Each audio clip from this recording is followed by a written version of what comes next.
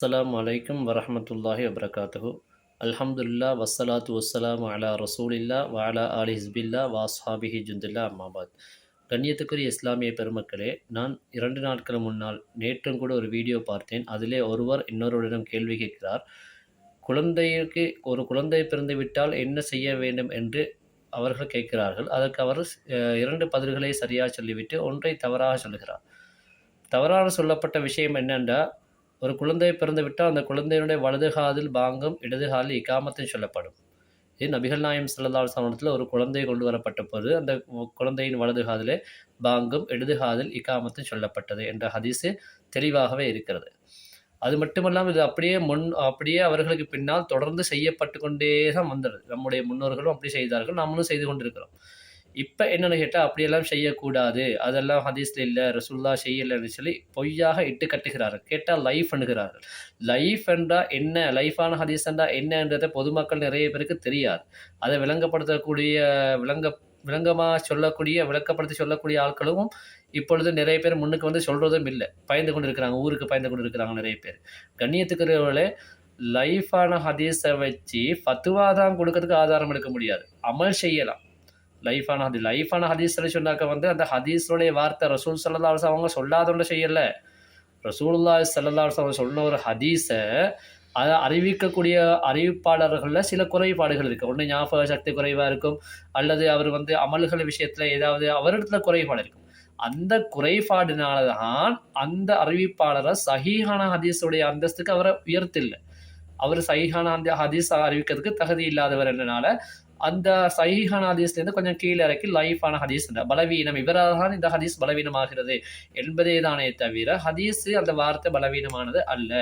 எனவே இப்படி இந்த விஷயத்த பொதுமக்களுக்கு சொல்லிக் குடுக்காம, எடுத்தோனே பலவீனம், அது லைஃப் அப்படின்னு மட்டும் சொல்லிடுறாங்க. அதனால பொதுமக்கள் பார்க்கலாம், அடே ஹராமோ, லைஃப்ன்னு சொன்னா ஒரு பெரிய ஒரு ஹராமான பாவமான செயலோ அப்படின்னு நினைச்சு பொதுமக்கள் பயந்து போய் அதெல்லாம் செய்யக்கூடாதான் லைஃபா அப்படின்னு சொல்லி என்ன செய்றாங்க, அழகான முறையில் செஞ்சு வந்த அமல்களை எல்லாம் இல்லாமல் ஆக்கினாங்க. அதே போல பித்அத் என்ற வார்த்தையும் மக்களுக்கு இடையில அது பித்அத்தை செய்யக்கூடாது ஹராமாங்க. பத்அத் அது வந்து இந்த எங்க போயிட்டு நரகத்துக்கு கூட போய் சேரும்.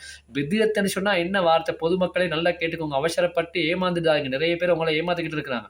பித்அத் என்று சொன்ன வார்த்தைக்கு வந்து புதிதாக உருவாக்கப்பட்ட விடயங்கள் என்று அர்த்தம். புதிதாக உருவான விடயங்கள் என்று சொல்லும் பொழுது மார்க்கத்துடைய அடிப்படையில் உள்ள அந்த ஓதுகிற விஷயங்கள் மட்டுமல்ல. உலகத்துல எத்தனையோ விடயங்கள் புதுசா உருவாக்கிட்டு இருக்கு. இன்னைக்கு நாங்க மொபைல் யூஸ் பண்ணிக்கிட்டு இருக்கோம். ரசூலுல்லாஹ் மொபைல் யூஸ் பண்ணாங்களா? டெலிஃபோன் யூஸ் பண்ணாங்களா? டிவி யூஸ் பண்ணாங்களா? அப்ப ரசூலுல்லாஹி ஸல்லல்லாஹு அலைஹி வஸல்லம் அவங்க செய்யாத எல்லாமே நாங்க செஞ்சுக்கிட்டு இருக்கோம். அப்ப நாங்கலாம் சேர்ந்து நரகமா? நாங்க நீங்கலாம் சொல்லு. இத மட்டும் அப்படியே இல்ல, இது உலக அடிப்படைக்கு எடுக்கலாம்னு சொல்லி எப்படி ஆதாரம் எடுக்கலாம்? அப்படி சொன்னாங்களா? உலக விஷயத்தை மட்டும் மொபைல யூஸ் பண்ணுங்க. மார்க்க விஷயம்னு வரும்போது குர்ஆன் ஹதீஸ்ல இருந்து ஏதாவது துஆகள புதுசா எடுத்து இமாம்கள் உருவாக்கி தந்தத ஓதாதீங்கன்னு ரசூலுல்லாஹ் சொன்னாங்களா? எங்கேயாவது ஒரு ஹதீஸ் காட்ட முடியுமா? குர்ஆன் ஆயத்து இருக்கா? இல்ல. அப்ப இல்லாததெல்லாம் மக்கள்ட்ட சொல்லி மக்கள வந்து ஏமாத்தி, பொய்ய வந்து மக்கள இது பண்ணி என்ன செய்றாங்க? மக்கள பயமுறுத்த வைக்கிறாங்க. பித்அத்ல வர்றதுக்கு புதிதாக உருவான விஷயம்னு அர்த்தம். சரி, பித்அத்தான ஒரு விஷயத்த மார்க்கத்துல செய்யலாமா? செய்யக்கூடாதுன்னு பார்ப்போமே.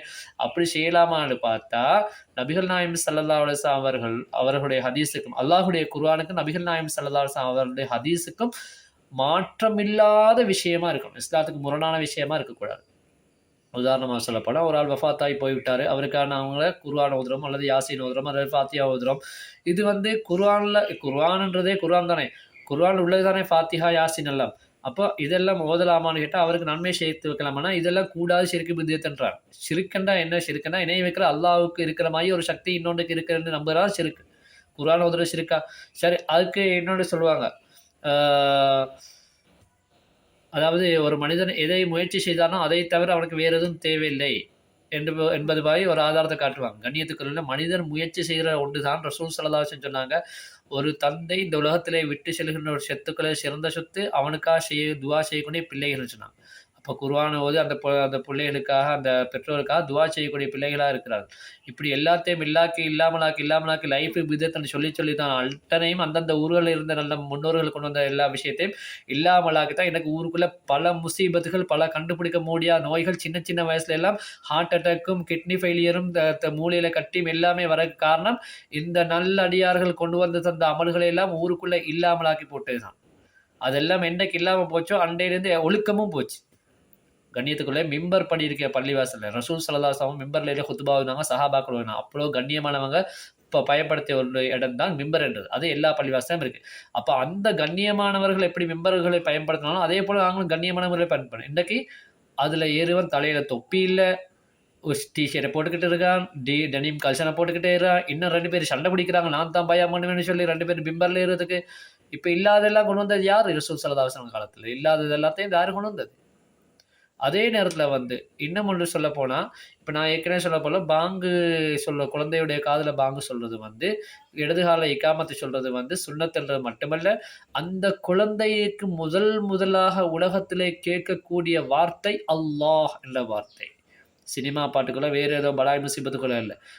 முதலாக அல்லாஹ் என்ற வார்த்தை அந்த குழந்தைக்கு கேட்க வைத்து அல்லாஹின் பக்கம் அழைப்பு கொடுக்கப்படுகிறது. அல்லாஹு அக்பர், அல்லாஹு அக்பர், அல்லாஹின் பக்கம் விரைந்து வாருங்கன்ற மாய்க்கு, தொழுகைக்கு வாருங்க, அல்லாஹ் மிகப்பெரியவன்ற மாய்க்கு அந்த வார்த்தை தான் முதலாக. அதை இல்லைன்னு சொல்கிறாங்களேன்னு சொன்னால் அப்போ ஷைத்தானுடைய வார்த்தை தான். எவ்வளோ பெரிய ஷைத்தான் கூடமே உங்களோட தன்னுடைய இயக்கத்தை நிலைநாட்ட வேண்டும் என்பதற்காக அழகான முறையில் கொண்டு வந்த விடயங்கள் எல்லாம் இல்லாமல் ஆக்கிட்டார். ரசூல் ஸல்லல்லாஹு அலைஹி வஸல்லம் எச்சரித்தாங்க, பிற்காலத்தில் ஒரு கூட்டம் வருவார்கள், அவர்கள் குறைந்த வயதுடையவர்களாக இருப்பார்கள், அறிவிலும் குறைந்தவர்கள், புத்தி குறைந்தவர்கள், ஆனால் குர்ஆன் ஹதீஸ்லேருந்து தான் எல்லாத்தையும் எடுத்து சொல்லுவாங்க. அவங்கள நம்பிடாதீங்க, உங்களுடைய முன்னோர்கள் சொல்லாத விடயங்கள் எல்லாம் அவர்கள் சொல்லுவார்கள், முன்னோர்கள் கூட கேள்விப்படாத விஷயங்கள் எல்லாம் அவங்க சொல்லுவாங்க, உங்களை அவங்க வழிகெடுத்து விடக்கூடாது, எச்சரிக்கையாக இருக்கிற ரசூல் ஸல்லல்லாஹு அலைஹி வஸல்லம் சொன்னாங்க. இப்போ வந்து கொண்டிருக்கிறாங்களா இல்லையா?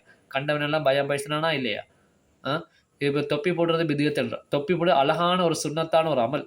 நபிகள் நாயகம் ஸல்லல்லாஹு அலைஹி வஸல்லம் சொன்னாங்க, முஷ்ரிக்கீங்களுக்கும் முஸ்லீம்களுக்கும் உள்ள வித்தியாசமே தொப்பி தான். தொப்பிக்கு மேலால் தலப்பாக கட்டுறாங்க. தொப்பி இல்லாமல் தலப்பாக கட்டுறது யகூதிகள் கட்டுவாங்க, தொப்பியை போட்டு தலப்பாக கட்டுறது முஸ்லீம்கள் கட்டுவாங்க. அப்போ தொப்பின்றது சுன்னத்தான ஒரு அமல். அழகான முறையில் ஒரு காலத்தில் நீட்டாக கை ஷேட் போட்டு தொப்பி போட்டு அழகான முறையில் பள்ளிவாசலுக்கு போனவனை அப்படியெல்லாம் இல்லைன்னு சொல்லி மாற்றி தொப்பியங்கள்கிட்ட வச்சு நீட்டுக்கை ஷேட்டும் இல்லாமல் இப்போ டிஷர்ட் போட்டுக்கிட்டு டிஷர்ட்டில் உருவப்படம் பேர்கள் போட்டப்பட்ட இந்த மாதிரி எல்லாம் போட்டுக்கிட்டு பள்ளிவாசல் போகிற கண்ணியமே இல்லாமல். பள்ளிவாசல் என்பது மஸ்ஜித் என்பது கண்ணியமான ஒரு இடம். அல்லாஹ் தஆலா அந்த இடத்துக்கு எப்படி சொல்கிறாங்க குர்ஆன்ல, ஹுசூ ஜீனத்துக்கும் இந்த குல்லி மஸ்ஜிதின், ஒவ்வொரு பள்ளிவாசலையும் உங்களுடைய அலங்காரத்தை எடுத்துக்கொள்ளுங்கள், ஆடைகளை கொண்டும் அலங்காரப்படுத்த, இது வெளிப்படையான அலங்காரம். அப்போ அல்லாஹுக்கு பிடித்தமான இடம் பள்ளிவாசல். அந்த பள்ளிவாசலுக்கு போகும்போது கண்ணியமாக போகும், கண்டவன் போகிற எல்லாம் போகக்கூடாது. அந்த கண்ணியத்தை இல்லாமலாக்கினது யாரு? நாங்களா நீங்களா? இந்த மாதிரி ஆக்களையெல்லாம் நம்பி இவங்களெல்லாம் அனுசரித்து போகணும்னு சொல்லி தான் ஊருக்குள்ளே பல பிரச்சனையில் இன்றைக்கி என்ன பல விதமாக ஒரே குடும்பத்தில் பல இயக்கங்களை போய் சேர்ந்துருக்காங்க. எல்லாரும் சேர்ந்து தன்னுடைய முன்னோர்களை திட்டுறாங்க, அவங்க எல்லாம் பொய் செஞ்சுருக்கிறாங்க, குஃப்ரு செஞ்சுருக்காங்க, ஷிர்கு செஞ்சுருக்காங்கன்னு சொல்லி. அதெல்லாம் விளங்கும். தௌபா செய்யாமல் மௌத்தாகும்போது சக்கராத்தில் அதுக்கான கூலி கிடைக்கும், நிச்சயமாக கிடைக்கும், மக்களை வழி எடுத்துகிட்டே போனதுக்காக. ஆனால் இன்றைக்கி நல்லடியார்கள் செஞ்ச அந்த அமல்களை இல்லாமலாக்கினதுக்கு தான் அந்த தலைமத்துவங்களுக்கு இன்றைக்கி இந்தியாவில் கூட என்ன செய்யப்படுது, கேவலத்துக்கு மேலாக கேவலம் அல்லாஹ் தஆலா கொடுத்து கொண்டே இருக்கிறான். அந்த மாதிரி கேவலமான மௌத்துகளை விடாமல், கேவலமான விடயங்கள் விடாமல் பாதுகாக்கணும்னு சொன்னாங்க. ஒழுங்கான முறையில் இஸ்லாம் காட்டி தந்த முறையில் நம்முடைய முன்னோர்களை பின்பற்றி நடந்து கொள்ளுங்கள். இல்லை முன்னோர்களை பின்பற்றக்கூடாததுக்கு ஒரு ஹதீஸை காட்டுவாங்க. ஏன்னா இப்ராஹிம் அலைஹிஸ்ஸலாம் காலத்தில் அவங்க மக்கள் இஸ்லாத்துக்கு அழைக்கும் பொழுது அவங்க இந்த சிலை வணக்கம் செஞ்சவங்க சொல்லுவாங்க, எங்களுடைய முன்னோர்கள் காட்டி தந்த வழி விட்டுட்டு அவங்கள வழிக்கு சொல்லுவாங்க. அது சிலை வணக்கம், அது கூடாது மார்க்கத்தில். அல்லாஹ்வை தவிர வேறு எதையுமே வணங்கக்கூடாது. இது மார்க்கத்தில் குர்ஆனுள்ள விஷயங்களை ஓதுறது, ஹதீஸில் உள்ள ஹதீஸில் துவாக்களை ஓதுறதுக்குள்ள விடயங்களை தான் இங்கே நாங்கள் செஞ்சுக்கிட்டு வரோம். அது எல்லாம் இல்லாமலாக போய் தான் இன்றைக்கு ஊருக்குள்ள பல முசீபத்தும் பல விதமான நோய்களும். இன்னும் நோய்கள் வேணுமெண்டா இருக்கிற எல்லாமலும் இல்லாமலாக்கிடுங்க. அடுத்து அழகான முறையில் இமாம் துவா ஓது மௌமூங்கள் ஆமீன் சொல்லுவாங்க. இன்றைக்கு சலாம் கொடுத்தோன்னே எழுப்பி விடுறான், அதெல்லாம் தேவையில்ல பித்அத்னு சொல்லி. அழகான முறையில் பள்ளிவாசலுக்குள்ள அமல் செஞ்சு கொண்டு இருந்தவனையும் இல்லாமலாக்கி வெளியோடு வச்சு மொபைல் பார்க்க வைக்கிறான். தொப்பி போடக்கூடாது பிதுஅத்துன்னா, ஆனால் அதே முடியை சைடில் இங்கே கொஞ்சம் கட் பண்ணி அங்கே கொஞ்சம் கட் பண்ணி இங்கே கொஞ்சம் கட் பண்ணி வந்தவனெல்லாம் ஆதரித்து பள்ளிவாசலுக்குள்ளே எடுப்பான். அது எந்த பழக்கம்? ரசூலுல்லாஹ் காட்டினதான் அங்கேயும் இங்கேயும் வெட்ட சொல்லி நபிகள் நாயகம் ஸல்லல்லாஹு அலைஹி வஸல்லம் எச்சரித்தார்கள் இல்லையா, யஹூதிகளுக்கு மாற்றம் செய்யுங்கன்னு சொல்லி. அப்போ அதெல்லாம் சரி என்று ஏற்றுக்கொள்றீங்க? எப்படியெல்லாம் மக்களை ஏமாத்துறாங்க. மக்களுக்கு முதல்ல சிந்திக்கின்ற ஆற்றல் இருக்கணும். மக்களுக்கு சிந்திக்க ஆற்றல் இருந்தால் அது எவராக இருந்தாலும் சரி, தன்னுடைய மகனாக இருந்தாலும் சரி, இந்த குழப்பத்தெல்லாம் இங்கே கொண்டு வராதுன்னு வீட்டு விட்டு வெளியே அனுப்புவாங்க. வாப்பவாக இருந்தாலும் சரி, யாராக இருந்தாலும் சரி. அப்போ அந்த தைரியம் இன்றைக்கு மக்களுக்கு குறைஞ்சி போனதுனால்தான் ஊருக்குள்ளே பலவிதமான முசீபத்துகளும் புதிய புதிய நோய்களும் வந்து கொண்டிருக்கிறது என்பதை கூறிக்கொண்டு அதிலிருந்து பாதுகாப்பு பெற்றுக்கொள்ளுங்கள். இது போன்ற விடயங்களை ஏற்றுக்கொண்டு தடமாறாதீர்கள். அல்லாஹ் உங்களுக்கும் எங்களுக்கும் எல்லாருக்கும் சரியான முறையில் நேர்வழியோடு மறைக்கக்கூடிய பாக்கியத்தை தருவானாக. அஸ்ஸலாமு அலைக்கும் வரஹ்மத்துல்லாஹி வபரகாத்துஹு.